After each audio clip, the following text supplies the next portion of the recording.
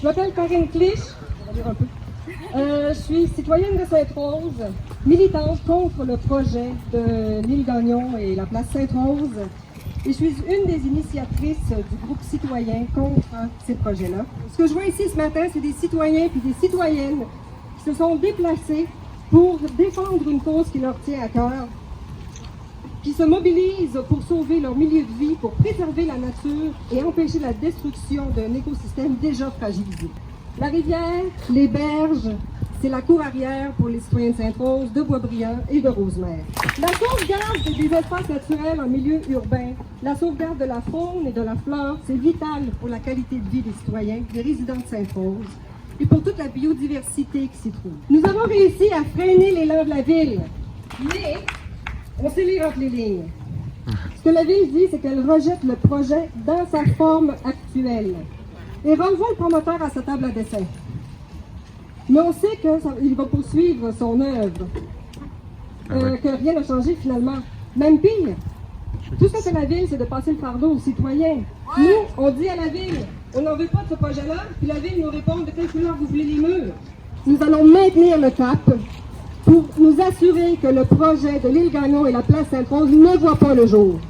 Nous ne lâcherons pas. Il ne faut jamais sous-estimer le pouvoir de la mobilisation citoyenne. Le projet sur l'île Gagnon était démesuré. Il constitue encore une menace pour la sauvegarde de la biodiversité et la santé de la réserve faunique de la rivière des Mille-Îles aussi. Le promoteur, il s'obstine à vouloir développer l'île Gagnon, à l'encontre de la volonté claire des citoyens. On a vu ça hier, il va relancer son projet. On ne peut juste pas mettre les mots écolo sur un projet pour le rendre écolo. C'est du greenwashing.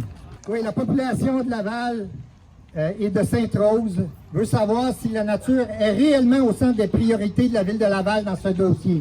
La ville de Laval, Mme Virginie Dupont, doivent travailler avec les Lavallois, avec les citoyens, pour les citoyens et non de moins, et pas juste avec les promoteurs. C'est important, ça. Donc, la ville a tous les pouvoirs et doit mettre une réglementation contraignante afin de limiter les impacts sur l'île Gagnon.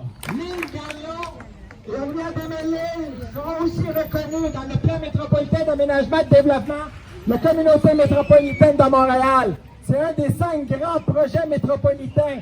Et donc, tous les îles, on parle de l'île Gagnon, l'île Loca, les 3 grandes îles qui sont Saint-Joseph, Saint-Pierre et Auvergne, doivent être protégées au même titre que l'île Gagnon.